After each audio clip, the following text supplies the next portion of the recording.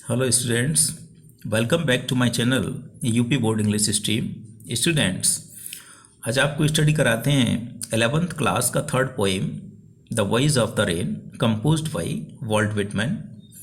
तो students, voice of the rain का मतलब है वर्षा की आवाज़, और इसका पोइट का नेम है वॉल्ट विटमैन। वॉल्ट विटमैन ने इस पोएम को लिखा है। तो आइए स्टूडेंट्स, इस पोएम का स्टडी करते हैं। लाइन बाय लाइन इस पोएम का स्टडी करेंगे। The first line of the poem begins from here. And who art thou, said I to the soft falling shower. And who art thou, art means are, thou you, said I to the soft falling shower. Soft falling shower means rain. Poet ने, Walt Whitman ने, poet ने वर्षा से कहा, कोमलता से पड़ती हुई वर्षा की बूंदों से कहा, फुहार से कहा, तुम कौन हो? हु आर्ट दाउ, तुम कौन हो?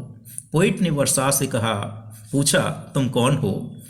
Which strange to tell, give me an answer as here translated. और वर्षा ने जो जवाब दिया पोइट को, वारिस ने पोइट को उत्तर दिया, आंसर दिया, और पोइट को आश्चर्य हुआ उस आंसर पर कि वर्षा भी मनुष्य की तरह से जवाब दे सकती है। मनुष्य की तरह से उसने जवाब दिया। तो पोइट के लिए ये सब बात काफ़ी विचित्र, स्ट्रेंज होती है। और जो कुछ भी वारिस ने कहा पोइट से, उसने उसका अनुवाद यहाँ किया हुआ है, एज हियर ट्रांसलेटेड। तो वारिस ने पोइट के क्वेश्चन के आंसर में कहा, I am the poem of earth, said the voice of the rain. वर्षा ने कहा, वर्षा ने आंसर दिया पोइट को, मैं पृथ्वी की कविता हूं। I am the poem of earth. Students, poem of earth, पृथ्वी की कविता, पृथ्वी का गीत। तो पोएम ऑफ द अर्थ का मतलब होता है students, the life cycle of clouds and rain. तो जो लाइफ साइकिल होता है बादलों का, बारिश का, बारिश कैसे बनती है, फिर दोबारा से कैसे ज़मीन पर उसी रूप में आती है। तो स्टूडेंट्स, आपने साइंस में पढ़ा होगा कि जो वाटर बॉडीज होती हैं, just like river, ponds and bottomless sea. तो रिवर, पॉन्ड्स और सी से, समुद्र से जो पानी है, जब सूर्य की तेज किरणें पानी पर पड़ती हैं तो जो वाटर होता है वो वेपोराइज होता है, और वेपोराइज होकर जब वेपोराइज होता है तो किसी को दिखता नहीं है, कोई इसको छू नहीं सकता, कोई भी उसको पकड़ भी नहीं सकता, क्योंकि जब दिखता नहीं है तो पकड़ेगा कैसे। तो जो वेपोराइज वाटर है वो आसमान में जाता है, और आसमान में जाकर वो बादलों का रूप ले लेता है, क्लाउड शेप में आ जाता है, और वहाँ से फिर वो बारिश के रूप में दोबारा से पृथ्वी पर पानी बनकर गिरता है, बरसता है। तो I am the poem of the earth, मैं पृथ्वी की कविता हूँ, said the voice of the rain. वर्षा ने कहा, मैं पृथ्वी का गीत हूँ। अब यहाँ पर पोएम बताता है, जो पोएम है उसमें वारिश बताती है कि वो किस प्रकार से पृथ्वी की कविता है। Eternal I rise, eternal, continuously, always, लगातार, निरंतर। I rise impalpable out of the land and the bottomless सी।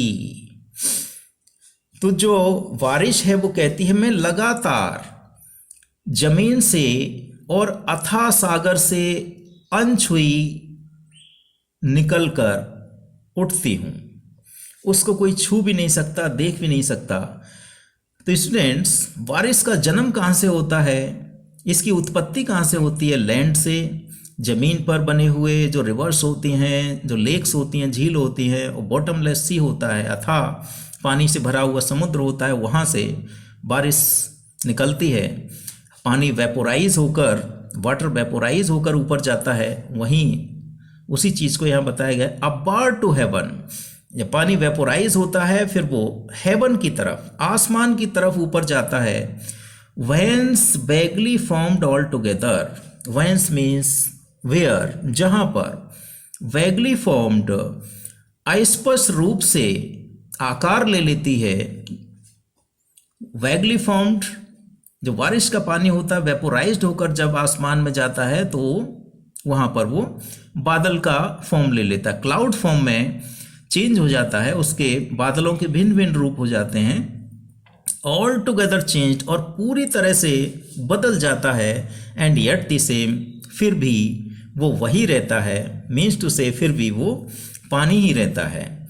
उसके बाद I descend to leave the dot's atomies dust layer of the globe. Leave. I descend to leave. Descend means fall down, नीचे आना, उतरना. To leave means नहलाना, bathe, नहलाना. The dots, सूखी जमीन, atomies, छोटे छोटे कण होते हैं, small particles, tiny particles जो होते हैं, dust layers of the globe. Globe means विश्व संसार, dust layers धूल की परतें. तो वारिस बोलती है, वारिस जवाब देती है कि मैं संसार से, इस पृथ्वी से धूल की परतों को, छोटे छोटे कणों को और सूखी जमीन को नहलाने के लिए उतरती हूँ। स्टूडेंट्स, आपको पता होगा जब बारिश होती है तो जो सूखी ज़मीन होती है, जहाँ सूखे की ड्रॉट्स की स्थिति होती है, जहाँ ज़मीन को पानी चाहिए होता है, ज़मीन सूख जाती है, फसलें पैदा नहीं होती हैं, तो इसलिए वहाँ पर जब बारिश होती है तो जो सूखी ज़मीन है उसको पानी मिल जाता है, और जो धूल के कण होते हैं, जो डस्ट लेयर्स होती हैं, जो हर चीज़ पर, पृथ्वी पर पाई जाने वाली हर चीज़ पर जो धूल की परतें जमी होती हैं और जो छोटे छोटे कण वायुमंडल में होते हैं, वो सब बारिश होने के साथ धुल जाते हैं, शुद्ध हो जाती हैं, सारी चीज़ें पवित्र हो जाती हैं और सुंदर बन जाती हैं। And all that in them without me were seeds only, latent, unborn. Seeds means, students आपको पता होगा, बीज होते हैं, latent means hidden, छुपे हुए, unborn means जो पैदा भी नहीं हुए। और वो कहती है कि मैं उन सभी को भी जीवन देती हूँ, पानी देती हूँ, उन बीजों को जो अभी जमीन के अंदर छुपे हुए हैं, जो पैदा भी नहीं हुए, उनको पानी देकर वो जीवन देती है।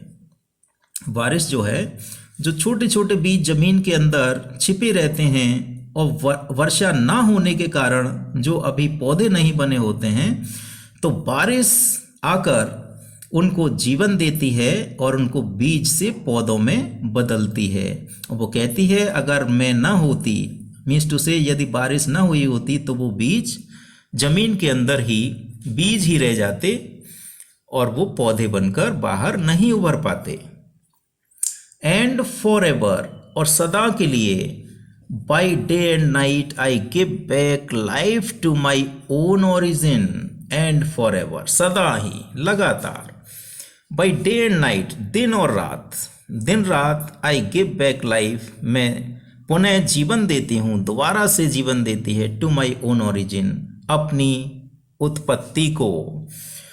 तो माई ओन ओरिजिन मीन्स स्टूडेंट्स होता है, ओन ओरिजिन, वर्षा कहाँ से निकलती है? रिवर से, रिवर वाटर से, सी वाटर से एंड लेक वाटर से। इस तरह की जो वाटर बॉडीज होती हैं, रिवर्स, सीज एंड लेक्स, तो इनसे, यहीं से बारिश निकलती है और इन्हीं को दोबारा से वो बारिश होकर इन्हीं को सबको पानी से भर देती है।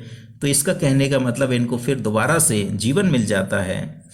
जब बारिश नहीं होती है तो नदियाँ को पानी कम हो जाता है, पॉन्ड्स जो तालाब वगैरह होते हैं ये सूख जाते हैं, तो इनको जब बारिश हो जाती है तो इनको दोबारा से नव जीवन मिल जाता है, नया जीवन मिल जाता है बारिश होने के साथ ही। तो इसीलिए बारिश कहती है कि मैं दिन रात अपनी उत्पत्ति को, जहाँ से पैदा होती है उन्हीं चीज़ों को वो दोबारा से जीवन देती है और उनको सुंदर बना देती है। And make pure and beautify it, make pure and beautify it, और अपनी उत्पत्ति को, अपनी जहाँ से पैदा हुई है उन सब चीज़ों को सुंदर बना देती है, शुद्ध बना देती है। स्टूडेंट्स, यहाँ जो ब्रैकेट्स के अंदर जो दो लाइंस लिखी हैं, ये रेन जो है, वर्षा की आवाज़ नहीं है, ये पोएम का पार्ट नहीं है। यहाँ पोएम ने, यहाँ जो पोइट है उसने एक कंपैरिजन किया हुआ है देखते हैं। For song issuing from its birth place after fulfilment wandering reck'd or unreck'd duly with love returns. Issuing means होता है निकलना, पैदा होना, जन्म लेना। इट्स बर्थ प्लेस अपने जन्म स्थान से, after fulfilment after fulfilling the purpose of उद्देश्य पूरा करने के बाद। वॉन्डरिंग मीन्स घूमना, भटकना। Recked means paid heed to or not, cared or not, duly with love returns. यहाँ पर पोइट कहता है जिस प्रकार से एक गाना, एक गीत या कोई कविता किसी पोइट के मुख से निकलती है, किसी संगीतकार के मुख से अगर कोई गीत निकलता है, या पोइट के हृदय की गहराइयों से कोई कविता निकलती है, और निकलने के बाद कविता पोइट के हृदय की गहराइयों से जन्म लेने के बाद जिस प्रकार से अनेकों लोगों तक पहुंचती है, अनेकों लोगों के बीच में पहुंचती है उसकी कविता, चाहे लोग उसको सुने या नहीं सुने, उस पर ध्यान दें या नहीं दें, लेकिन अंततः वो कविता अपने जन्मदाता के पास बहुत ढेर सारे प्यार के साथ वापस लौटती है। तो स्टूडेंट्स, पोइट ने यहाँ बताने का कोशिश किया है कि जिस प्रकार से एक कोई गीत होता है, कोई कविता होती है, वो पोइट की हृदय की गहराइयों से निकलकर बहुत सारे लोगों तक पहुंचती है। लोग उसको चाहे सुने या ना सुने, लेकिन अंत में जब वो वापस लौटती है तो ढेर सारे प्यार के साथ अपने जन्मदाता के पास, अपने जन्म स्थल के पास लौट आती है। इसी प्रकार से जो बारिश होती है, बारिश भी अपने जो बॉटमलेस सी है, ज़मीन है, रिवर है, नदियां हैं, यहाँ से पैदा होकर और वो आसमान में जाती है, बादल बनकर घूमती है, और फिर दोबारा से ज़मीन पर ही जहाँ से वो पैदा हुई है वहीं पर वापस आ जाती है ढेर सारे प्यार के साथ, और इस संसार को, इस ज़मीन को और समुद्र को, नदियों को, तालाबों को अपने उसी प्रेम के साथ भर देती है, उनको सुंदर बना देती है, ढेर सारा प्यार उड़ेलती है। तो ये था स्टूडेंट्स आपका voice of the rain composed by Walt Whitman. I hope you like the poem and fully understand it. Thank you students for watching my channel.